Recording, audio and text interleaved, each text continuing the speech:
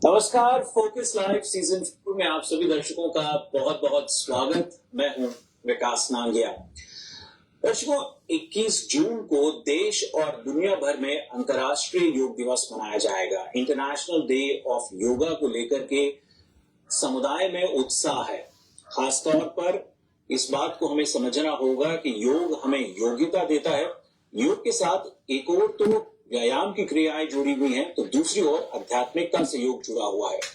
Focus live में आज अध्यात्म और योग का आपस में किस तरह से संबंध है, उसका ताना बाना किस तरह से जुड़ा हुआ है, उस पर चर्चा होगी। और आप ही लोगों के निवेदन पर एक बार फिर से हमने फोकस लाइव सीजन 4 में आमंत्रित किया है सदगुरु श्री जी को। सदगुरु जी अध्यात्म गुरु हैं, वैदिक स्कॉलर हैं और सीजन 2, 3 और 4 में हर सीजन में हमारी खुशकिस्मती के वो हमारे साथ जुड़े हैं। आप लोगों का स्नेह प्यार मिला है। सदगुरु जी, एक बार फिर से आपको व्यक्तिगत स्तर पर यहाँ पर देखते हुए स्टूडियो में बहुत प्रसन्नता हो रही है। जय गुरुदेव। आज बात अंतर्राष्ट्रीय योग दिवस के अवसर पर आपसे करना चाहूंगा अध्यात्म और योग पर। पहले तो आपसे ये समझूं कि अध्यात्म का योग के साथ किस तरह से संबंध है। योग शाब्दिक अर्थ है जोड़ना और जोड़ना। क्या जोड़ना और किससे जोड़ना? माइंड, बॉडी, सोल, इनके आपस में कनेक्शन को संक्षेप में समझे तो योग कहते हैं। योग के 8 हिस्से बताए गए। बड़े बड़े महापुरुषों ने, ऋषियों ने, मुनियों ने इस पर शोध किया और जो हमें आपको दिया वो बहुत वैज्ञानिक है, बड़ा करिश्माई है। अगर हमने वाकई योग को समझ लिया तो हमारे जीवन की दशा और दिशा बदल जाएगी। लेकिन अभी तक हमने योग को जाना ही नहीं। हमने योग को केवल आसन समझा है। दरअसल ऐसा नहीं है। योग के 8 हिस्से हैं जिसे अष्टांग योग कहते हैं। ये है यम, नियम, आसन, प्राणायाम, प्रत्याहार, धारणा, ध्यान भजन और समाधि। यम, नियम, आसन, प्राणायाम और प्रत्याहार, ये 5 चीजें, ये बाहरी क्रियाएं हैं, या इसे आप समझें कि बहिरंग साधना है। ये बहिरंग साधना आपको अंतर में ले जाने के लिए, आपके भीतर की योग्यता को, क्षमता को दिखाने के लिए है। बाकी के 3 हिस्से आपको आपके भीतर ले जाते हैं। बाकी के 3 हिस्से आपको आपके भीतर ले जाते हैं। ये है धारणा, ध्यान भजन और समाधि। जी, मूल चीज धारणा, ध्यान भजन और समाधि है। लेकिन यहां तक पहुंचने के लिए आपको इसके 5 अंकों की बहुत जरूरत है। जैसे कि ये टेबल यहां पर है, हमारे आपके लेवल पे है, लेकिन ये लेवल पे कैसे है? इसलिए 4 टांगों पे या कुछ टांगों पे या किसी बेस पर खड़ा है। जी, बस इसी प्रकार से इसके 5 अंक बहुत अनिवार्य है। यम यानी संयम। यम का अर्थ है संयम। इसके भी 5 हिस्से हैं, कभी विस्तार से इस पर बात करेंगे। नियम, अनुशासन, इसके भी 5 हिस्से हैं। अरे वाह। हाँ। आसन, आसन का मतलब कि आपको स्थिर होने की क्रिया, आपको स्थिर करने की क्रिया। ये जो योग के आसन है, हमने सिर्फ इन्हें ही योग समझा है। योग बिल्कुल भी सही नहीं है जी। ये तो योग का बहुत छोटा सा हिस्सा है, बहुत छोटा सा अंग है। ये सिर्फ इसलिए है कि आप स्वयं को संभाल सकें, आप स्वयं को स्वस्थ रख सकें, स्वयं को आप देर तक अपने भीतर ले जाने में या अपने स्वयं के भीतर जाने में सहायक हो सके, क्योंकि खुद में ही खुदा रहता है, आपके भीतर ही प्रभु रहता है। हमने इसे समझा नहीं, हमने इसे केवल धर्म विषय से समझा है। ये बिल्कुल भी सही नहीं है जी। बिल्कुल अच्छी आपने मेरे को एक अच्छी लीड दे दी। मैं आपसे यही सवाल अगला करने ही वाला था कि देखिए एक तो मैं आपको भी अंतर्राष्ट्रीय योग दिवस की शुभकामनाएं देना चाहूंगा, क्योंकि आप अलग अलग तरीके से योग के हम सबके जीवन में क्या लाभ हो सकते हैं उसके बारे में जानकारी समय समय पर देते रहते हैं। शब्द योग के बारे में पिछले एपिसोड में आपने भरपूर जानकारी दी थी, लोगों ने उसे सराहा था, और उसी निवेदन पर ये बहुत कम होता है कि अध्यात्म गुरु रॉक स्टार्स और सिंगर्स को तो अक्सर हम कहते हैं कि भी पॉपुलर डिमांड पर अध्यात्म गुरु का आना, अपने दर्शकों से, अपने अनुयायियों से जुड़ना, ये एक बड़ी बात रह जाती है। यहाँ जो आपने ये बात कही कि लोग अक्सर योग को धर्म से जोड़ देते हैं और बात वहीं तक सीमित रह जाती है, वो मैं थोड़ा सा आपसे और बेहतर तरीके से समझना चाहता था, क्योंकि कई लोगों को लगता है कि योग का मतलब है सिर्फ हिंदुत्व, वो धर्म तक ही उसको बांध करके छोड़ देते हैं। उस नजर से क्या कहेंगे? ये बिल्कुल भी सही नहीं है। योग तो मानवता की विरासत है, हम सबकी धरोहर है। योग का किसी भी धर्म से कोई न रिश्ता है न नाता। ये ठीक है कि पहले कुछ नहीं था, केवल एक धर्म रहा होगा, सनातन धर्म रहा होगा। हिंदुइज्म का ये स्वरूप था या नहीं था, इस पर नहीं जाते हैं, लेकिन योग तो तब भी था जब राम का अवतार नहीं हुआ था, कृष्ण का अवतार नहीं हुआ था, बुद्ध और महावीर नहीं हुए थे, क्राइस्ट नहीं हुए थे, मोहम्मद साहब नहीं हुए थे। योग तब भी था। योग तो स्वयं को अपने परमेश्वर से, अपने खुदा से, अपने मालिक से, अपने गॉड से, अपने प्रभु से, अपने गुरु से जोड़ने की क्रिया प्रक्रिया का नाम है। योग स्वयं को जानने का नाम है।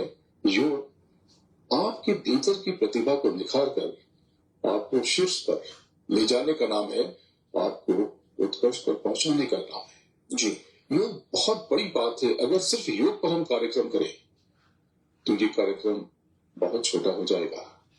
योग मानवता के लिए ही है, मानव के लिए ही है।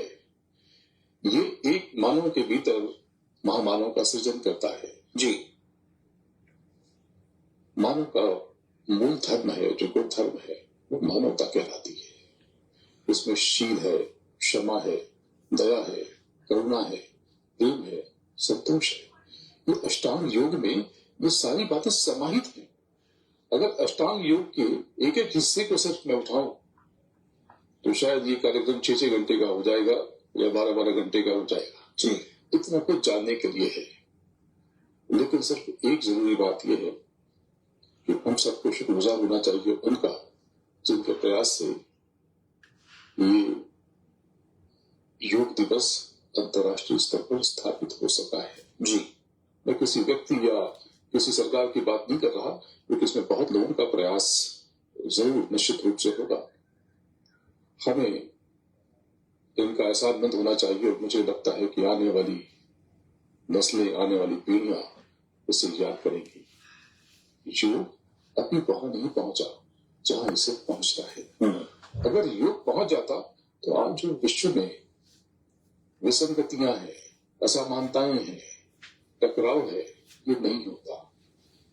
योग अगर हमारे बीच होता सही तरीके से, हमने इसे स्वीकार और अंगीकार कर लिया होता, तो आज जो लड़ाइयां हो रही हैं, जो झगड़े हो रहे हैं, ये नहीं होते। अगर योग होता तो हम कुछ और होते। योग सूक्ष्म को विराट बनाने की क्रिया और प्रक्रिया का नाम है। जी, गैलीलियो ने दूरबीन बाद में बनाई, लेकिन उसके पहले हमारे ऋषि मुनियों ने, आर्यभट्ट ने धरती से अंबर तक, धरती से सूर्य तक की गणना करके बता दिया, और बहुत से ग्रह नक्षत्रों की गणना कर डाली। ये कैसे हुआ होगा? इसलिए कि उन्होंने योग के द्वारा सूक्ष्म को जान लिया। जी, जब सूक्ष्म को जान लिया तो विराट अपने आप पहचाना जा सकेगा। जब आप जर्रे को, कण को, अणुओं को जान लेते हैं तो ब्रह्मांड को जानना कुछ भी दूर नहीं है। जी, इसीलिए हमारे यहाँ योग में कहते हैं कि स्वयं को सूक्ष्म समझो, लघुतम लघु समझो, छोटा समझो, क्योंकि सूक्ष्म होने में ही विराट होने की अवधारणा छुपी हुई है। जी, एक छोटा सा ब्रेक लेते हैं। ब्रेक के उस पार सदगुरु श्री के साथ बातचीत का सिलसिला जारी रहेगा। बहुत जल्द हाजिर होंगे।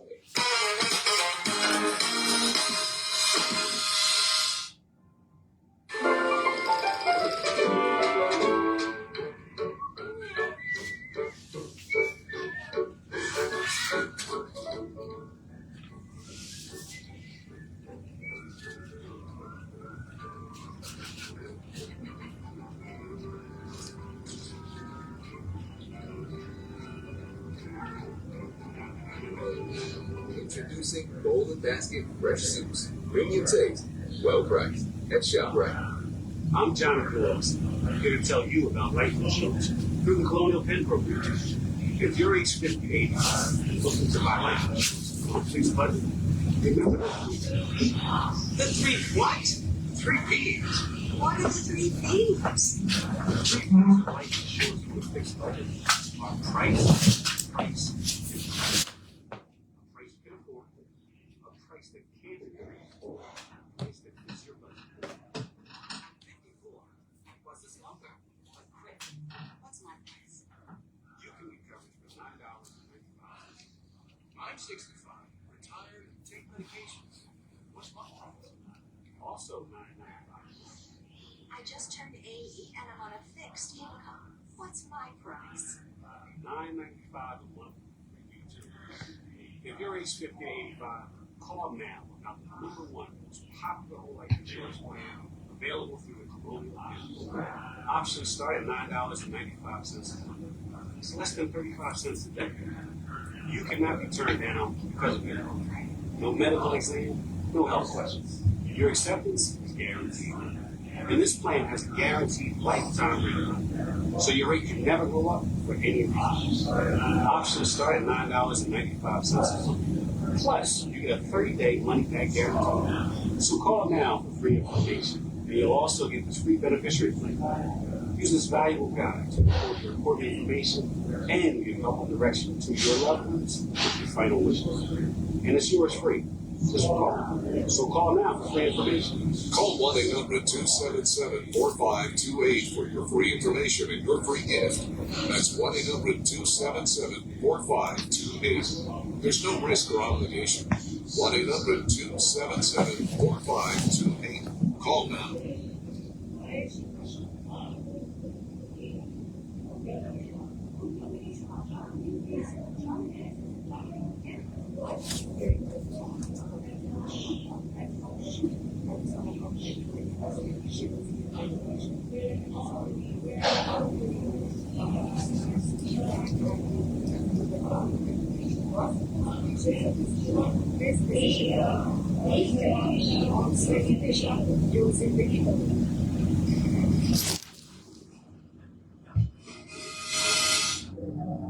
ब्रेक के बाद फोकस लाइव में आप सभी दर्शकों का एक बार फिर से स्वागत। आज अंतर्राष्ट्रीय योग दिवस के अवसर पर हम बातचीत कर रहे हैं सदगुरु श्री जी के साथ। प्रसिद्ध अध्यात्म गुरु और वैदिक स्कॉलर से बातचीत हो रही है। सदगुरु श्री जी कार्यक्रम में आपका एक बार फिर से स्वागत। ब्रेक से पहले बातचीत आकर के थमी थी योगा फॉर ह्यूमैनिटी के साथ साथ योगा फॉर हार्मनी पर भी। एक तो उस पर योगा फॉर हार्मनी पर आपकी प्रतिक्रिया चाहूंगा। उसके अतिरिक्त आपने 3 और जो विशेष पहलू जो बताया योग के, धारणा, ध्यान और समाधि, उस पर भी मैं चाहूंगा अगर उसको थोड़ा सा आप उल्लेख उसको इलैबोरेट करके बताएंगे हमारे दर्शकों के लिए तो बहुत अच्छा रहेगा। हार्मोनी की जहां तक बात है, योग खुद में बहुत विशाल है और विराट है। उसका लक्ष्य बहुत बड़ा है। अगर हम उसकी तरफ अग्रसर होते हैं तो हार्मोनी हमारे जीवन का हिस्सा हो जाता है। जब हम अपनी ग्रीड को, अपने लोभ को, अपने लालच को, अपने अहम को दबा कर या इन पर काबू पाकर, इनको जीत कर, इन पर नियंत्रण करके जब हम आगे बढ़ते हैं अपने बड़े लक्ष्य की तरफ, तो ये सब निर्मूल हो जाते हैं। टकराव खत्म हो जाता है, समाज में विसंगतियां खत्म हो जाती हैं। ये बहुत छोटी बात है। मुझे आपसे अगर जलन है, इसका मतलब ये है कि मुझे आपसे खतरा महसूस होता है, क्योंकि मुझे ऐसा लगता है कि आप मेरे आगे बढ़ने में बाधा है। बस इतनी ही बात है। लेकिन अगर मैं स्वयं को आपसे बहुत ऊंचा उठा लेने की क्षमता रखता हूं, तो फिर आप मेरे लिए कुछ नहीं। फिर मेरे लिए आपके टकराव का कोई अर्थ ही नहीं है। योग बिल्कुल इसी पद्धति पर कार्य करता है। हम सबके भीतर अप्रतिम संभावनाएं हैं, गजब की क्षमता है।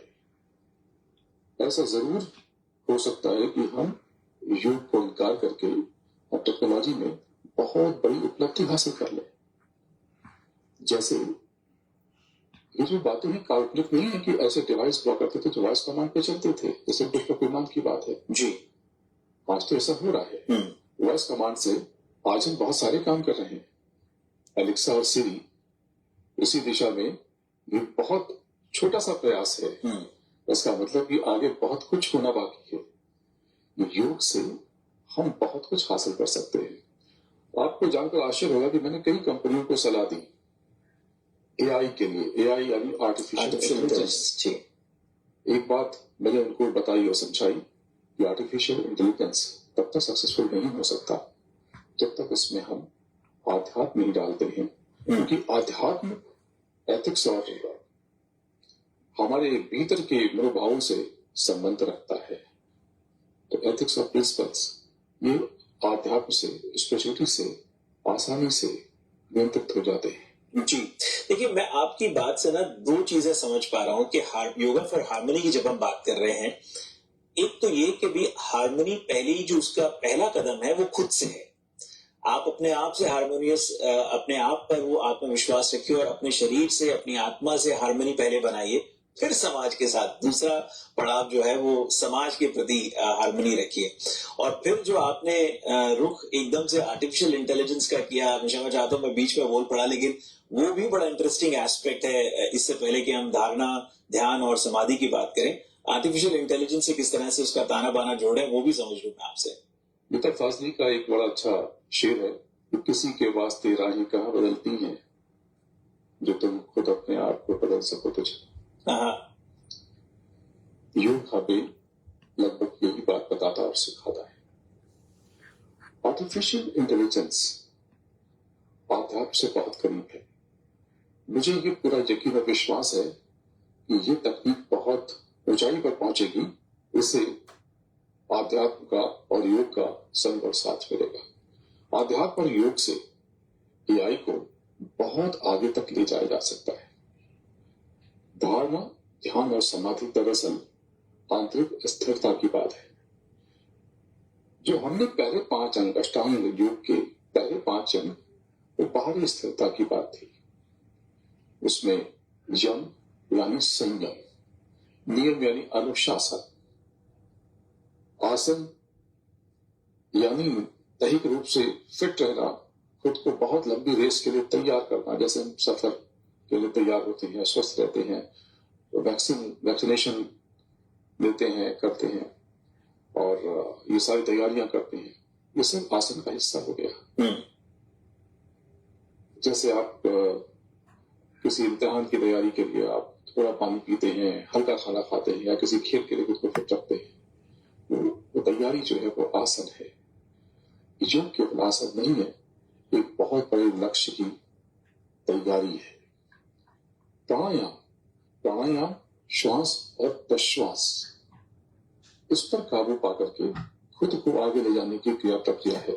आती हुई जो अंदर सांस जा रही है श्वास है, और जो बाहर जा रही है प्रश्वास है, इसे विभक्त कर देना ये प्राणायाम है। और प्रत्याहार यानी अपने भीतर जाकर के खुद को लंबी रेस के लिए तैयार करना है। ये बाहरी चीजें हैं, ये बाहरी साधनाएं हैं। धारणा, ध्यान, भजन और समाधि। जी, ध्यान और ध्यान भजन, इस पर हम अभी आगे बात करेंगे, पर ये आंतरिक स्थिरता की तैयारी है। धारणा क्या है? धारण करना। इसमें धैर्य भी है, इसमें धारण करना भी है, और इसमें स्वयं को तराशना और दिखाना भी है। अपनी काबिलियत दिखाने की सारी क्रिया इस धारणा में छिपी हुई है। आप जो हैं, जो बनना चाहते हैं, ये सब धारणा से संभव है। धारणा यानी स्वयं को पूर्णता की तरफ ले जाना, अपने भीतर अपने प्रभु को यानी परम चेतना को, परम सत्ता को अपने भीतर स्थापित कर लेना, ये धारणा है। ध्यान भजन आंतरिक लक्ष्य को पाना है। पिछले एपिसोड में, पिछली मुलाकात में हम लोगों ने इस पर बात की थी। ध्यान का मतलब होता है अपने इनर सेंसेस को डेवलप कर लेना, यही भजन का भी काम है। जी ध्यान देखने की टेक्निक डेवलप करने की बात है और भजन सुनने की टेक्निक को विकसित करने की क्रिया प्रक्रिया है। ध्यान का मतलब कुछ समझते हैं कि आंख बंद करना होता है, ऐसा बिल्कुल भी नहीं है। ध्यान का मतलब आपके भीतर की सुप्त आंखें, जो तीव्र चक्षु है, जो बंद पड़े हैं अनंतों काल से, उसे खोल लेना है। और जब आप खोल लेते हैं तो देखा अगम अगाध और आप चकित रह जाते हैं, तब आपको लगता है कि ये क्या है। मैं इस जमाने में उलझा रहा, लोगों से लड़ता रहा, देशों से लड़ता रहा, राज्यों से झगड़ता रहा, अपने पड़ोसी से तनावपूर्ण संबंध रखता रहा, अपने घर में मैं किटपिट करता रहा। मैं तो इससे बहुत ऊपर की चीज हूँ। यहीं से हारमोनी का प्रादुर्भाव होता है। हारमोनी आपके भीतर प्रस्फुटित होती है और बिखर जाती है। फिर चारों तरफ शांति ही शांति है, जो हमारा कहते हैं दो शांति दक्षिण शांति पृथ्वी ही शांति राप शांति है शांति बृहस्पति है शांति। चौगुण शांति हो, चौगुण शांति की कामना। ये चौगुण शांति की कामना से क्या होता है, सब जगह शांति हो जाएगी। कहाँ होगी कहाँ नहीं होगी पता नहीं, लेकिन आपके भीतर शांति व्याप्त हो जाएगी, बिखर जाएगी, महकने लगेगी, चहकने लगेगी। जी ये ध्यान और भजन, भजन इससे एक स्टेप और आगे की बात है। ये ध्यान का ही हिस्सा है। ये बहुत टेक्निकल व्याख्याएं हैं जिसमें हम धीरे धीरे आगे बढ़ेंगे। और मैं चाहता हूं कि आप और आपके सारे दर्शक इसका अभ्यास करें, अंतर्राष्ट्रीय योग दिवस से इसकी शुरुआत करें। शब्द योग के बारे में वो जानें, समझें, सीखें और योग को पहले समझें और योग के आसन करके अपने भीतर जाने की तैयारी करें। क्योंकि आपको किसी से नहीं झगड़ना, किसी से नहीं जलना, आपको किसी से जलने की, द्वेष रखने की आवश्यकता ही नहीं है। आप बहुत बड़ी शक्ति है। आध्यात्म कहता है कि आपके भीतर 12 सूर्यों का प्रकाश है, आपके भीतर बहुत क्षमता है। एक बच्चा जो पढ़ा लिखा नहीं होता है वो पत्थर तोड़ता रह जाता है, और जिसको थोड़ा पढ़ा दिया जाए डॉक्टर कर लेता है, वो कोई संसार का इलाज करने की क्षमता रखता है। वो किसी नासा या इसरो का हिस्सा बन करके वो चांद पे पहुंच जाता है, या वो कोई और कार्य करके शीर्ष पे अपना परचम लहराता है। जी सदगुरु, इससे पहले आप समाधि की ओर बढ़े, मुझे इजाजत दीजिए यहाँ आपसे ये भी जरूर मैं जानना चाहूंगा कि तमाम चीजें जो आप बता रहे हैं, आपने डॉक्टरेट का जिक्र किया, आपने एक बच्चे का उदाहरण दिया, मैं इसका ताना बाना आपके जीवन काल के साथ भी जोड़ रहा हूं। मैं यहाँ दर्शकों को बताना चाहूंगा कि सदगुरु स्वयं डॉक्टरेट उन्होंने किया हुआ है, कॉर्पोरेट वर्ल्ड से आते हैं, और ये उन अध्यात्म गुरुओं में से एक है कि जिन्हें आध्यात्मिकता का प्रचार तो करते हैं। अधिकांश रूप से आपने देखा होगा कि कई ऐसे स्पिरिचुअल मेंटर्स या गुरु होते हैं जो आध्यात्मिकता का जिक्र करते हैं, ध्यान की बात करते हैं, लेकिन वैदिक साइंस या एस्ट्रोलॉजी की ओर उनका रुख नहीं होता। सदगुरु की विशेषता ये है कि वो स्पिरिचुअलिटी के साथ साथ वैदिक साइंस की भी बात करते हैं, एस्ट्रोलॉजी की भी बात करते हैं। वक्त एक छोटे से ब्रेक का हो चला है सदगुरु, मैं आपसे ब्रेक के उस पार जो है एक तो समाधि क्रिया के बारे में जरूर जानना चाहूंगा, और उसके बाद जो है जो हमारी वैदिक एस्ट्रोलॉजी, वैदिक साइंस से जुड़ी जो बातें हैं, कुछ प्रेडिक्शंस आपने जब दिसंबर के महीने में आए थे कुछ करी थी, वो प्रेडिक्शंस बिल्कुल सटीक सही होती हुई दिख रही हैं, अनुभव हम कर रहे हैं, उन प्रेडिक्शंस पर भी बातचीत होगी। एक छोटे से अंतराल के बाद हम बहुत जल्द हाजिर होंगे।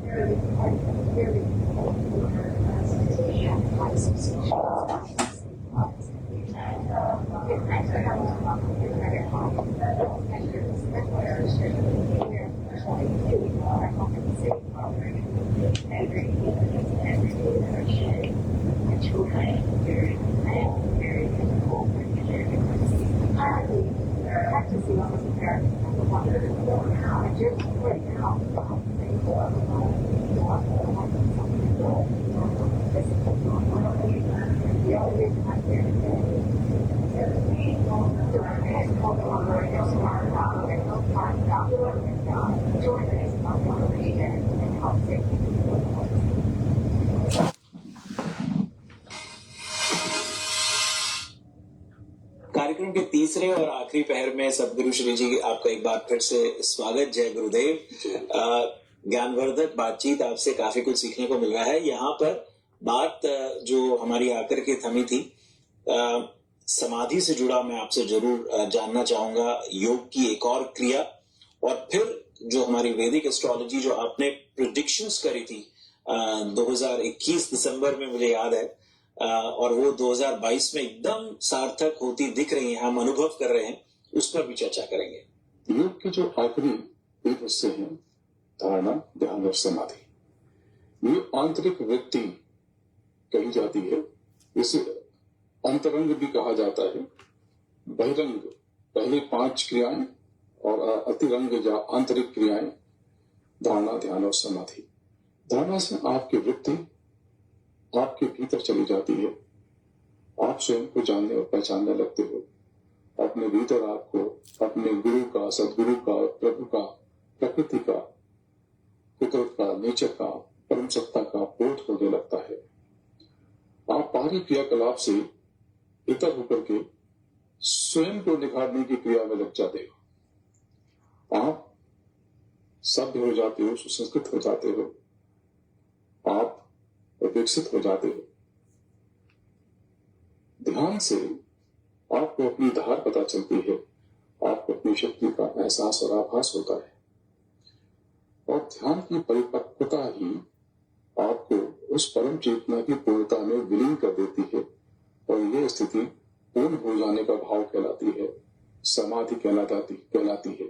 यह स्थिति आपको परिपक्व बनाती है और समाधि कहलाती है।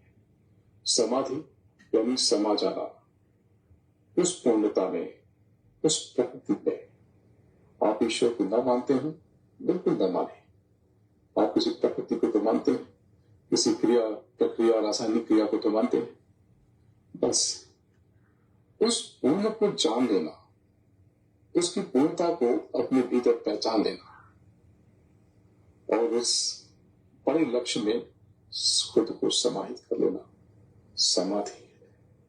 समाधि बाहरी चीजों से इतर है। आपकी बाहरी जरूरतें अपने आप कम हो जाती है। बाहरी चीजें तो बहुत छोटी हैं। मैं आपको समृद्ध होने का फॉर्मूला बता देता हूं।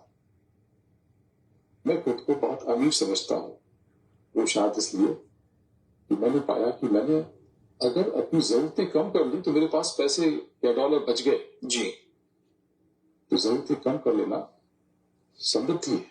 जी, जी। समृद्धि का अर्थ क्या है? समृद्धि का अर्थ यही है कि आपकी अपने एक्सपेंसेस के बाद अगर कुछ आपके पास बच जाता है, रह जाता है, ये तो जरूरतें कम करके भी हो जाता है। आप समाधि में संसार में रहकर संसार से जुड़ा हो जाते हैं, पृथक हो जाते हैं, अलग हो जाते हैं। आप मानव से ऊपर हो जाते हैं, आप महापुरुष बन जाते हैं, महामानव बन जाते हैं, आप पूर्ण और परिपूर्ण हो जाते हैं।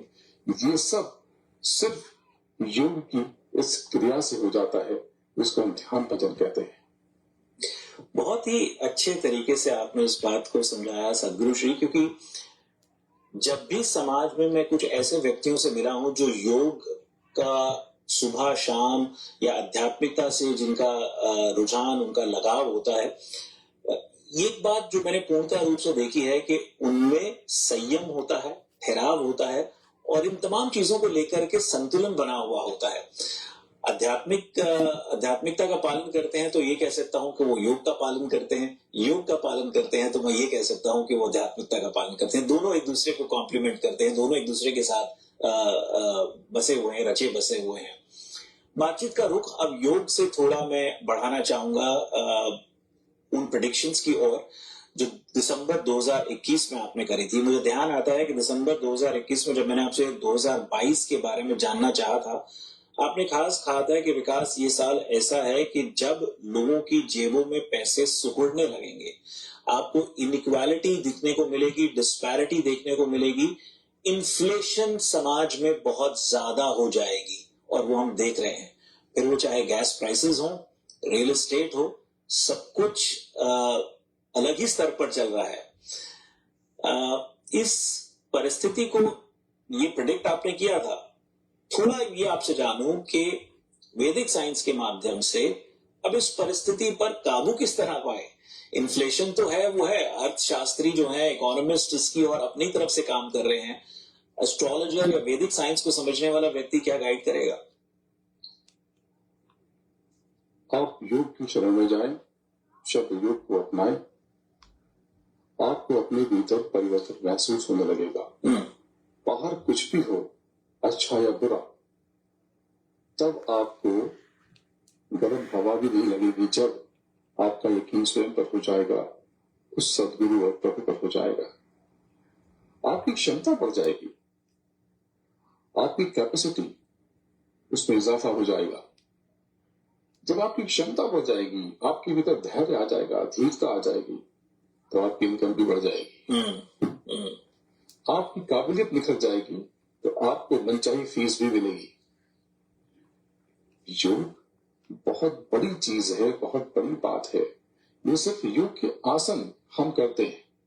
मैं सभी सरकारों से दरख्वास्त करता हूं, अंतर्राष्ट्रीय योग दिवस पर पूरे अष्टांग योग की बात की जाए, जिसमें शब्द योग भी शामिल हो और इसमें सुमिरन, ध्यान और भजन की जो टेक्निक्स है ये भी सिखाया जाए।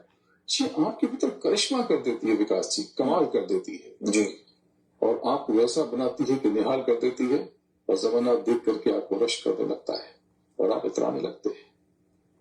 लेकिन आप इतरा के भी नहीं इतराते, क्योंकि आपके भीतर विनम्रता आ जाती है, आपके भीतर धीरता यानी धैर्य आ जाता है, आपके भीतर करुणा जाग उठती है, आपके अंदर से प्रेम छलकने लगता है जो आप समाज को देते हैं, तो समाज की आग बुझने लगती है, समाज का टकराव खत्म होने लगता है। हम सबको इस अंतर्राष्ट्रीय योग दिवस पर कामना करनी चाहिए, प्रार्थना करनी चाहिए कि विश्व के कुछ हिस्सों में जहां आज तनाव फैला हुआ है, उनको सम्मति आए, उनको सद्बुद्धि आए, उनके भीतर ऐसा भाव प्रस्फुटित हो, वो भी शांति की तरफ आगे बढ़े। हम सब उनके लिए इस अंतर्राष्ट्रीय योग दिवस पर अवश्य प्रार्थना करें।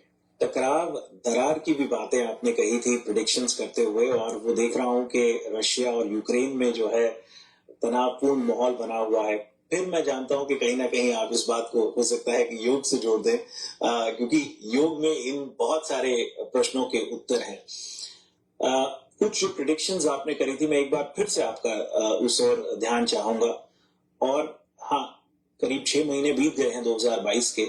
आगामी 6 महीने किस तरह के दिख रहे हैं, या यूं कहूं कि कुछ प्रेडिक्शंस 2023 की भी कर सकते हैं क्या? मुझे कुछ लोगों ने कहा कि क्या न्यूक्लियर अटैक होगा। मैंने साफ साफ बता दिया और बता रहा हूं कि नहीं, ये नहीं होगा, ये नहीं होगा। लेकिन आगे कुछ कमाल होने वाला है। अभी तो नहीं, लेकिन थोड़े समय के बाद, तकरीबन 2028-29 से 2038-39 के बीच फिर से किसी सत्तानशीन का सर चकराएगा और उसे गुस्सा आएगा और संसार में तनाव पैदा होगा। तब जरूर न्यूक्लियर अटैक की संभावना प्रकट होगी और तब राज्यों में, राष्ट्रों में और पूरे विश्व में तनाव होगा। हाँ, तब अवश्य भीषण युद्ध होगा या होने की संभावना पर हम सब खड़े दिखाई देंगे। महंगाई थोड़ी और बढ़ेगी। अब ये महंगाई यहीं पर बेंचमार्क बन जाएगी। जो आप 1 साल या 5 साल या 6 महीने पहले की जो प्राइसिंग देख रहे थे, अब इसे आप भूल जाएं और इस नई कीमतों के लिए स्वयं को तैयार करें। लेकिन आगे में कुछ और करिश्मा देखा। अर्थव्यवस्थाएं बेहाल हो जाएंगी, बदहाल हो जाएंगी, लेकिन स्टॉक मार्केट 4 महीने से 8 महीने के बीच में जो भी अपना कष्ट निपटाना है निपटा लेगा, अपना बॉटम बना लेगा और यहां से स्टॉक मार्केट बहुत ऊपर का रुख करेगा। अच्छा, ये करिश्मा हो जाएगा कि आपकी जेब में पैसे होंगे नहीं होंगे, लेकिन स्टॉक मार्केट एक नई तेजी के लिए तैयार हो रहा है। इसका मतलब ये नहीं कि इस साल में तेजी शुरू हो जाएगी, लेकिन हाँ, इसका अर्थ ये जरूर है कि आने वाले समय में कुछ महीने और सालों में शेयर बाजार नई तेजी की तरफ अग्रसर होगा। यहाँ के बारे में थोड़ा मुझे और अध्ययन करने की जरूरत होगी, लेकिन जो पैटर्न बनता है कि जब शेयर बाजार कहीं का चलता है तो लगभग पूरे विश्व में एक जैसी परिस्थितियां निर्मित होती हैं। भारतीय शेयर बाजार को मैं यहाँ से दुनिया से ऊपर देख रहा हूँ अगले 5 से 10 सालों में या उससे पहले। यहाँ पर भी चीजें गजब की होंगी। आज मैं आपको एक नई बात बताने वाला हूं। आपको ये लगता होगा कि स्वामी जी बार बार अमेरिका क्यों आ जाते हैं। मैं अमेरिका नहीं, मैं पूरे विश्व में घूमता रहता हूं। मैं अभी यूरोप के 5 देशों की यात्रा करके अमेरिका पहुंचा हूं। लेकिन अमेरिका आने वाले वर्षों में, आने वाले दशकों में, आने वाली सदी में आध्यात्म का नया ठिकाना। अच्छा, आध्यात्म की कद्र यहां से शुरू होगी। यूरोपीय देशों की अर्थव्यवस्था खराब हो जाएगी। उनमें आपस में बहुत बड़े टकराव और संकट देखने को मिलेंगे। आने वाले साल और सालों में 2022 के पश्चात 2023, 24 और 25 में काफी कुछ होने वाला है। एक बहुत बड़े देश का राष्ट्राध्यक्ष या तो अप्रासंगिक हो जाएगा, उसके बदले में उसकी व्यवस्था राज करेगी, या फिर वो सत्ता से उतर जाएगा। एक बहुत बड़े राष्ट्र में एक बहुत बड़ा मुखिया या मुखिया का दल अपनी पुनर्वापसी करेगा। जब आप अपने भीतर जाते हैं, धारणा, ध्यान और समाधि की तरफ बढ़ते हैं, तो आपकी थर्ड आई एक्टिव हो जाती है। आपको दूसरों से कुछ ज्यादा दिखने लगता है। मेरे गुरु महाराज परम पूज्य बाबा जय गुरुदेव जी महाराज ने ये तकनीक पूरे संसार को वाकिफ कराई और बताई। अगर हमने उनके मार्ग का अनुसरण कर लिया तो पूरा विश्व अद्भुत हो जाएगा, विलक्षण हो जाएगा, अमन चैन से परिपूर्ण हो जाएगा।